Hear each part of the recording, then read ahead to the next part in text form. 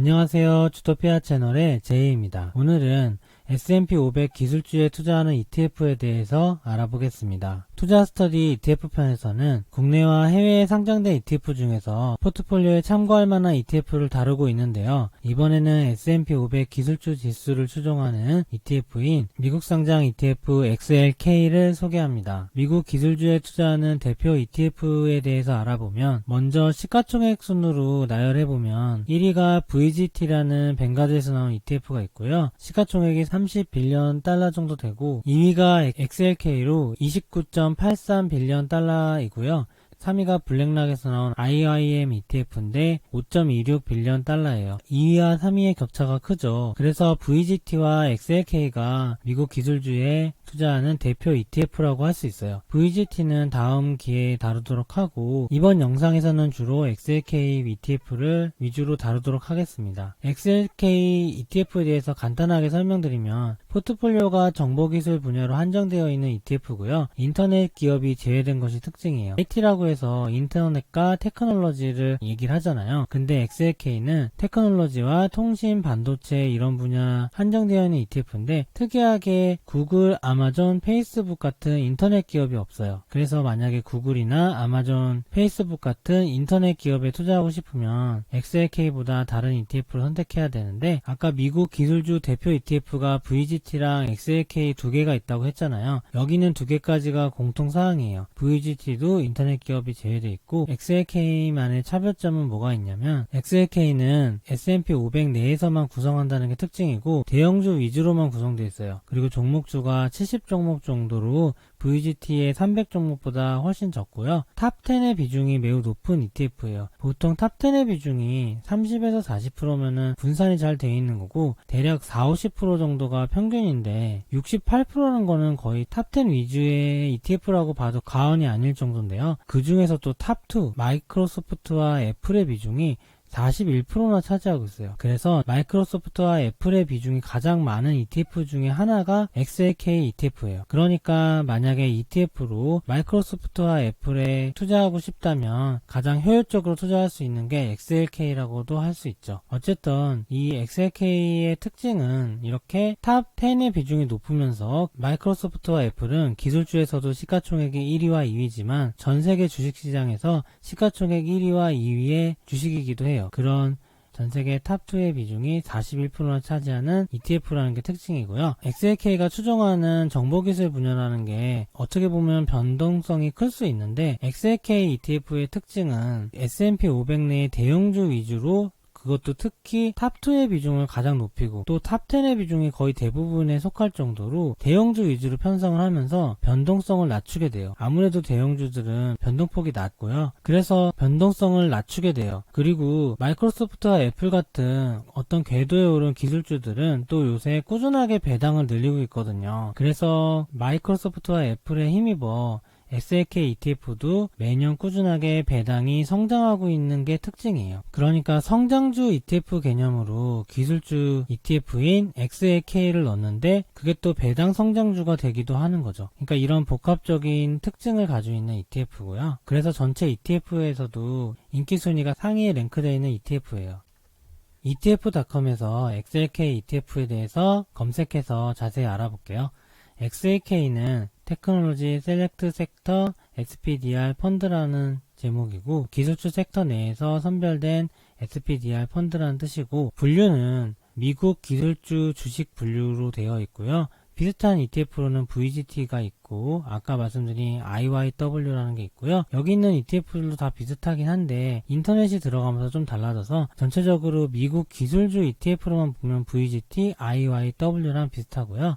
근데 IYW는 시가총액이 많이 떨어지니까 VGT랑만 비교해도 될 것 같고 ETF.com의 점수는 A랭크의 87점으로 굉장히 높은 편에 속하고 MSCI에서 ESG 펀드 퀄리티라는 랭크를 매기거든요. 거기서도 상위 20% 안에 속해 있는 아주 우량한 ETF라고 되어 있습니다. XLK는 S&P 500의 테크 주식들의 지수를 추정을 하고 대략적인 설명을 보면 미국 기술주에서 광범위하게 포함을 하지만 S&P 500에서만 뽑기 때문에 XLK는 S&P 500 대형주 위주로 구성하기 때문에 소형주와 대부분의 중형주들을 제외하게 돼요. 이렇게 소형주를 피함으로써 XLK ETF는 낮은 변동성을 확보하게 됐고, 그게 다른 테크주 ETF보다 더 낮은 변동성이 있다는 거고, 그리고 수수료도 싼 편이고 한 주당 가격도 100불이 아직 안 되는 가격이라 트레이더들한테 인기가 많은 ETF다. 실제로 거래량도 굉장히 많거든요. VGT보다 훨씬 거래량이 많아요. VGT는 XLK랑 거의 비슷한 ETF인데 한 주당 가격도 200불대고요. 거래량도 많이 떨어지고 그래요. 그래서 좀 대중적인 ETF라는 거고, 여기 XLK ETF의 최근 5년간 성적을 나스닥 100 ETF인 QQQ랑 S&P 500 ETF인 IVV랑 비교를 해봤는데요. 2015년 6월에 100만원을 투자했을 때 현재 기준 XLK는 150%의 수익이 나서 250만원을 기록하게 된다는 거고요. QQQ는 123% 정도의 수익이 났네요. 그리고 S&P 500인 IVV는 60% 정도의 수익이 났대요. 그래서 100만원을 투자했으면 IVV는 160만원이 됐을 거고, QQQ는 223만원, XLK는 245만원이 돼 있겠죠. 여기서 보는 특징이 지금 장세에서 나스닥이 굉장히 강세라는 거를 다들 아실 텐데요. 그래서 나스닥에 대한 투자 수요나 투자 관심이 높아지고 있는데, XLK ETF는 무려 5년이라는 기간 동안 나스닥보다 더 높은 수익률을 거두었다는 거예요. 근데 이게 맥스로 살펴보면 QQQ가 훨씬 더 장기 수익률이 높죠. 이게 왜 그러냐면은 2008년부터 2014년까지는 시가총액 1위와 2위 기업이 수익률이 많이 안 좋았어요. 그래서 아까 보신 것처럼 XLK는 시가총액 1위와 2위의 집중도가 크고 상위 대형주의 집중도가 큰 기술주 ETF이기 때문에 그때는 수익률이 QQQ보다 떨어졌고, 2015년 이후로만 비교했을 때는 QQQ보다 좋은 성적을 거두고 있는데, 1998년 IMF 때부터 쭉 보면 어쨌든 QQQ의 성적이 조금 더 좋았던 편이에요. QQQ는 1998년에 비해서 400%는 상승했지만 XLK는 300% 상승했죠. 5년만 돼도 굉장히 긴 시간이잖아요. 현재는 5년 동안 꾸준하게 XLK가 높은 성적을 거두었기 때문에 현재 인기가 많은 주식이에요. 그리고 XLK 서머리 데이터를 간단히 알아보면 XLK를 만드는 회사는 스테이트 스트리트 글로벌 어드바이저라는 회사고요. SPDR이라는 브랜드를 쓰고 있고 미국의 3대 자산 운용사 중에 하나예요. 인셉션 데이트 시작일은 98년 12월 16일로 유서가 깊은 ETF고요. 리갈 스튜어트는 일반적인 오픈엔드 펀드고, 익스펜시브 레이치오는 총 비용이죠. 운영 수수료는 0.13%로 낮은 편에 속하는 ETF예요. 다른 기술주 ETF나 다른 인터넷 기술주 ETF의 운영 수수료가 좀 높은 편이거든요. 나스닥 ETF인 QQQ도 이거보다 높거든요. 근데 그거에 비해서 XLK는 그래도 낮은 편의 수수료를 속하고 있고, 에셋 언더 매니지먼트는 총 운용 자산인데 29빌리언으로 굉장히 높은 편의 ETF예요. 이 정도면은 시가총액 기준으로 10위권 정도가 되는 ETF거든요. 망할 일이 전혀 없는 아주 유석있고 꾸준하게 성적이 낸 우량한 ETF라고 볼 수 있죠. 그리고 변동폭도 조금 낮은 편이고, 아무래도 시가총액 세계 1위와 2위를 포함한 대형주 위주의 ETF이기 때문에 커버하는 웨이티드 에버리지 마켓 캡도 529빌리언으로 굉장히 크고, PER은 22.5, PBR은 6.28을 기록하고 있고, 특이사항이 디스트리뷰션 일드는 배당률인데 배당률이 1.22%나 되고요. 그 다음에 분기 배당을 해줘요. 이게 굉장히 저는 특이하다 생각하는데, 제가 미국 배당 투자일지도 쓰고 미국 ETF를 투자할 때 배당률을 되게 중요시 생각하거든요. 제가 투자하는 모든 투자에서는 캐시플로우가 중심에 있는데, 그래서 제가 성장주 ETF나 기술주 ETF의 비중이 전체 포트폴리오에서 거의 없는 수준이에요. 왜냐면 배당이 거의 없었거든요. QQQ도 배당이 너무 낮아서 편입을 안 했을 정도인데, QQQ는 보통 0.8% 정도의 배당 전후를 기록하는데요. XLK ETF는 1.22%로 QQQ보다는 훨씬 높은 배당률을 보여주고 있고, 물론 다우지수나 S&P 500에 비하면 한참 못 미치지만 어쨌든 간에 기술주를 모아놓은 ETF와 QQQ보다 높은 퍼포먼스를 최근 5년간 보였던 ETF임에도 불구하고 배당률이 1.2%나 나온다는 게 제 입장에서는 성장주와 기술주 개념으로서의 편입 대상으로 현재 1순위로 꼽히고 있는 ETF가 아닌가 하는 생각이 들고요. 그리고 주당 가격이 100불이 안 되는 것도 조금 마음에 들어요. 200불짜리는 좀 운영하기가 쉽지가 않더라고요. 많더라고요. 일단은 그런 게 장점이고, 종목은 72종목으로 아까 알려드린 비슷한 ETF인 VGT는 300종목 정도가 되거든요. 거기에 비해서 종목 수가 72종목으로 좀 작은 편이고요. XLK는 미국 100%의 ETF고, 섹터별로는 소프트웨어와 IT 서비스, 컴퓨터와 폰, 그 다음에 반도체와 반도체 장비가 거의 대부분을 차지할 정도의 섹터고요. 섹터 구성은 크게 의미가 없는 게